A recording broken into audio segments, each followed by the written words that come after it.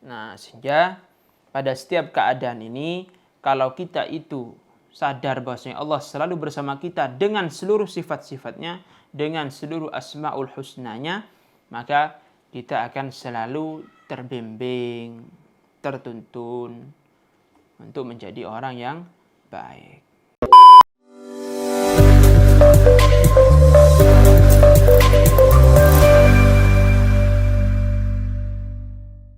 Assalamualaikum warahmatullahi wabarakatuh. Kembali lagi dengan saya di Jibril Vlog spesial Ramadan. Kali ini kita sudah sampai di Kamis terakhir di bulan Ramadan. Semoga Allah Subhanahu wa taala menerima dan meridhai segala amal kita di bulan Ramadan, dan berkah Ramadan kita dijadikan pribadi yang lebih baik lagi untuk kedepannya. Amin ya rabbal alamin. Kita sudah sampai di pembahasan yang ketujuh, yaitu pembahasan tentang takwa, yaitu di ujung ayat, ya ayyuhalladzina amanu kutiba alaikumus syiyam kama kutiba alal ladzina min qablikum la'allakum tattaqun. Apa itu takwa dan apa itu maknanya akan dibahas di sini. Sebelumnya mari kita membaca Al-Fatihah, kita hadiahkan untuk musannif daripada kitab ini. Bismillahirrahmanirrahim.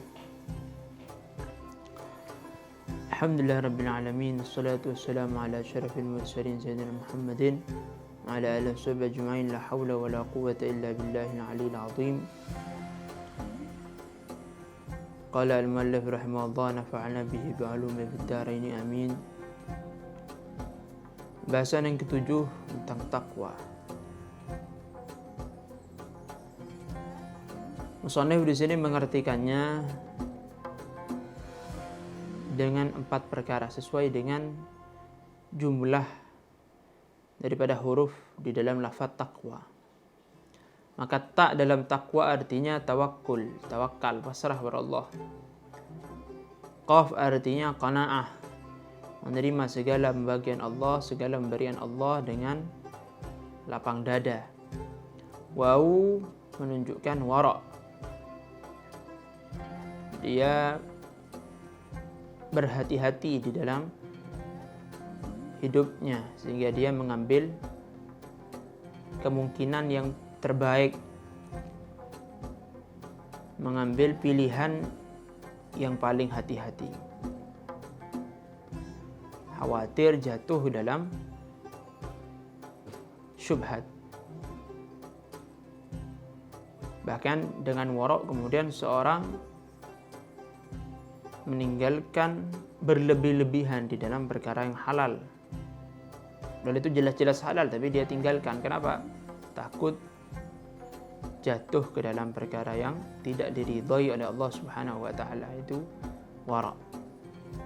Wal ya ila ilal yaqin, dan ya menunjukkan yakin kepada Allah Subhanahu wa taala. Atau selain itu artinya tak, maknanya tauhid, mengesahkan Allah. Qaf artinya malaqiyam bihaqqil khaliq wal abid, melaksanakan, memenuhi hak pencipta dan hamba. Waw il wujdi wasyuhud, itu adalah selalu menghadirkan Allah Subhanahu wa taala, selalu menyaksikan kehadiran Allah Subhanahu wa taala setiap waktu, setiap keadaan. Ya artinya ya qadha likulli, ya qadah likulli yaum yamdi thumma la ya'ud, dia menghargai itu hari, menghargai waktu. Maka takwa yang dikatakan di sini adalah kendaraan yang mana bila seorang manusia ingin mendapatkan keberuntungan di dunia dan di akhirat, maka dia harus menaiki kendaraan ini.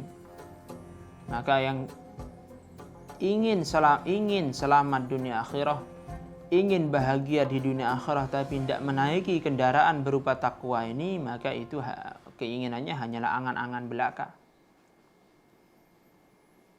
Dengan takwa pula seorang itu dapat menerima ilmu wahbi dari Allah Subhanahu wa taala yang tidak dapat ditemukan di guru manapun. Allah berfirman, "Wattaqullah wa yu'allimukumullah." Ilmu di sini bukan ilmu yang bisa didapat melalui guru, melainkan ilmu yang langsung dilimpahkan Allah Subhanahu wa taala kepada seorang hamba. Dengan takwa pula seorang itu dapat diberikan jalan keluar oleh Allah Subhanahu wa taala. Dikatakan dalam Al-Qur'an, difirmankan Allah, "Wa may yattaqillaha yaj'al lahu makhraja." Barang siapa bertakwa kepada Allah, maka Allah akan berikan bagi dia jalan keluar. Diceritakan bahwa ada seseorang laki yang bertakwa, baik, dia soleh. Suatu ketika dia ini diajak oleh seorang perempuan, diundang oleh seorang perempuan untuk datang ke rumahnya.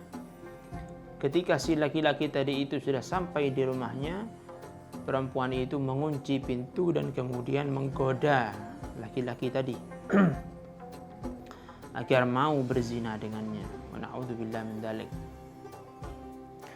Lalu si laki-laki tadi memerintahkan perempuan tadi untuk mengambil makanan. Jadi ketika si laki-laki tak sadar bahwasanya perempuan ini mengajak dia berzina, maka si laki-laki ini memerintahkan, si pemuda ini memerintahkan perempuan tadi mengambilkan makanan. "Hei, aku lapar, tolong ambilkan makanan." Akhirnya pergi si perempuan tadi mengambil makanan. Saat perempuan itu mengambil makanan, si pemuda tadi itu dia salat wudu, kemudian salat 2 rakaat. Lalu dia berdoa, "Ya Allah, saya sudah berbuat amal yang soleh dan saya sudah bertakwa kepadamu. Fa'inal makhraj, mana jalan keluar yang engkau janjikan? Kau berfirman, may yattaqillah yaj'al lahu makhraja." Mana jalan keluarnya? Akhirnya kemudian tembok rumah perempuan ini terbelah menjadi 2, terbuka, dan kemudian dijadikan jalan oleh pemuda tadi untuk keluar dari rumah itu.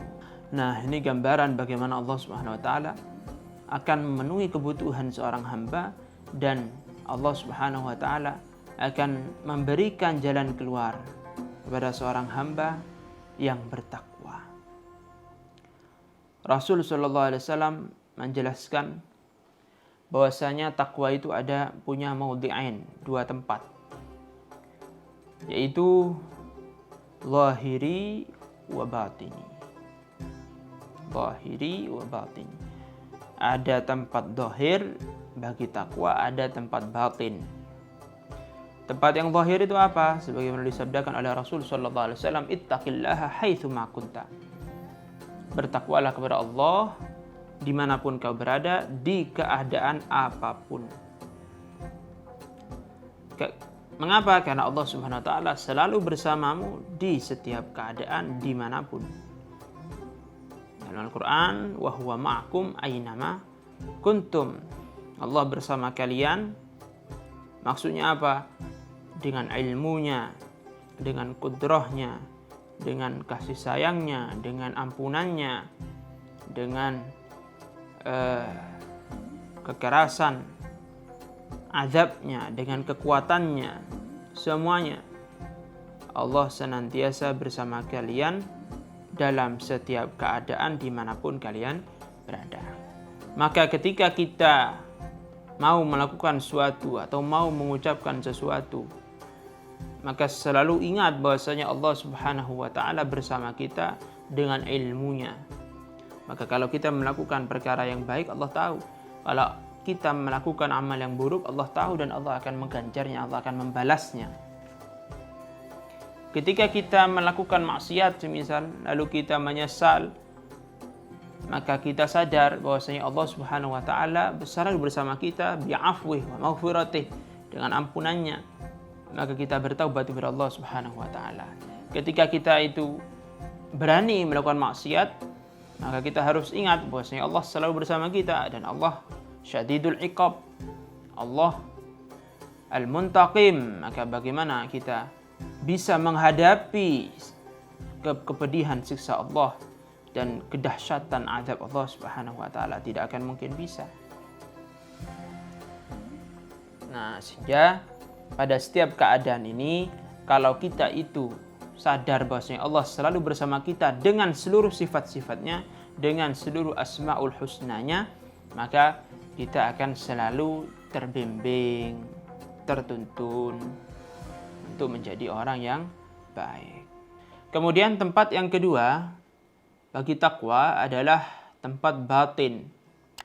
Rasulullah SAW bersabda, at-taqwa hahuna. At-taqwa hahuna, at-taqwa hahuna. Takwa itu tempatnya ada di sini. Sabda Nabi Muhammad SAW, dan beliau berisyarah kepada dada beliau. Maka tempat yang awal tadi itu haitsuma kunta ittaqillaha haitsuma kunta, tempat zahir itu adalah maudhu ibraziha, tempat tampaknya takwa tadi. Adapun hati, adapun yang dimaksud dalam sabda Nabi at-taqwa hahuna itu adalah tempatnya, tempat tinggal daripada ketakwaan tadi itu. Karena apa? Li'annal qalba kas-sultan wa taqwa hiya qanunuhul adil wal jawarih ra'iyatuh. Karena hati ini laksana raja dan takwa itu adalah undang-undang yang adil, serta anggota badan ini adalah rakyatnya, rakyat daripada hati tadi itu.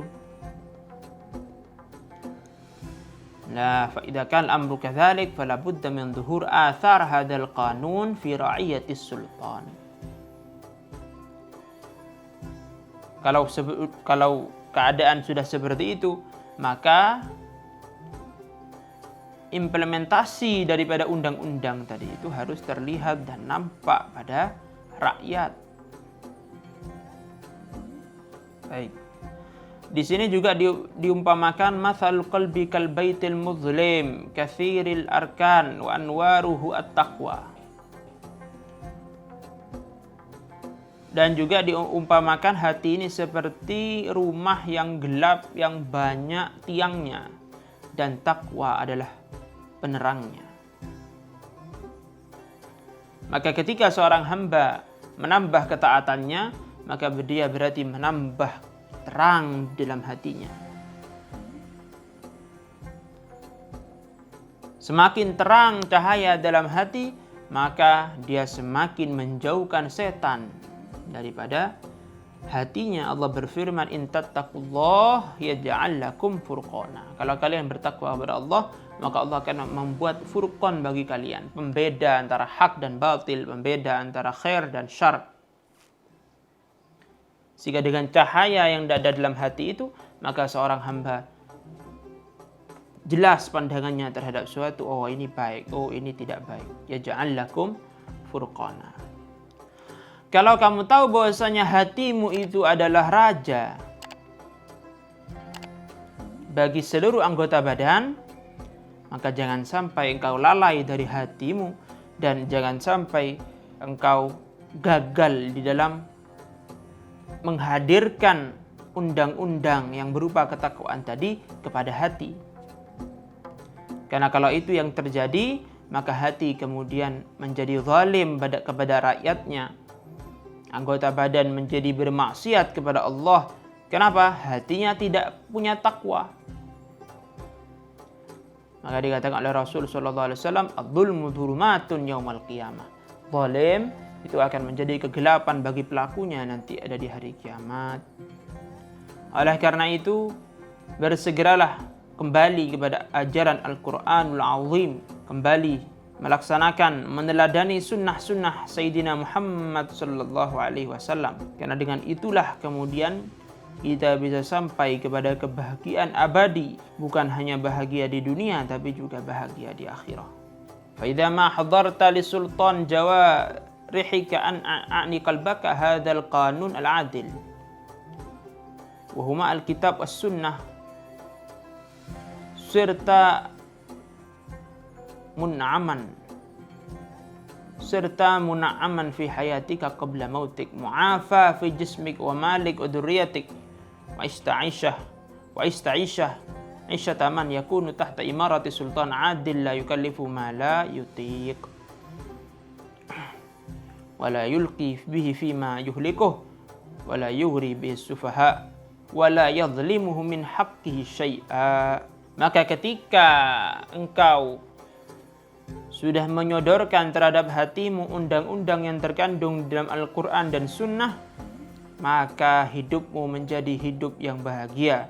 Hidupmu menjadi hidup orang yang berada di bawah kepemimpinan yang adil, yang mana la yukallifuhu ma la yutik wa la yulqi bihi fima yuhlikuh, yang mana raja yang adil tadi itu tidak memaksanya melakukan sesuatu yang tidak dia mampu dan tidak mencelakakan dia, serta orang-orang bodoh tidak bisa menipu dia, wala yadhlimu min haqqi syai'a, dan dia tidak dizalimi oleh siapapun juga. Adapun orang yang fasik, yang tertipu oleh hawa nafsunya, maka dia laksana orang yang berada di bawah kepemimpinan pemimpin yang zalim, yang mana hidupnya selalu sengsara, hidupnya dipenuhi dengan ketidakadilan dan lain sebagainya. Maka makna daripada sabda Nabi Muhammad SAW, at-taqwa hahuna, taqwa ada di sini, maka artinya bahwasanya anna qanun tadbiril mamlak, bahwasanya undang-undang yang mengatur suatu kerajaan itu tidak bisa terwujud kecuali bermula dari rajanya, karena rajalah yang berpengaruh dalam suatu negara. Adapun rakyat ikut rajanya. Kalau rajanya baik, maka rakyatnya juga baik. Demikian juga hati. Maka dikatakan takwa tempatnya di hati. Maka yang bikin undang-undang ya pemerintah. Nah, pemerintah inilah kalau buruk maka rakyatnya juga buruk. Kalau hatinya buruk maka anggota badan juga buruk. Baik, saya kira cukup sampai di sini. Inilah kajian kita terhadap ayat Ya ayyuhalladzina amanu kutiba alaikumussyiyam kama kutiba aladzina min qablikum la'allakum tattaqun, yang dijelaskan oleh Syekh Shalih Al-Ja'fari dalam kitab Asrarus Syiyam. Meskipun tidak sempurna kita baca, kita bahas satu persatu, tapi semoga ada manfaatnya. Amin ya rabbal alamin. Ala hadiniyah kulli niyah salihah ala man nawa salafun as-salihun. Al-Fatihah. InsyaAllah selesai Ramadan, kajian kita akan kembali ke kitab Bidayatul Hidayah, dan kita akan terus lanjutkan insyaAllah sampai khatam insyaallah ta'ala.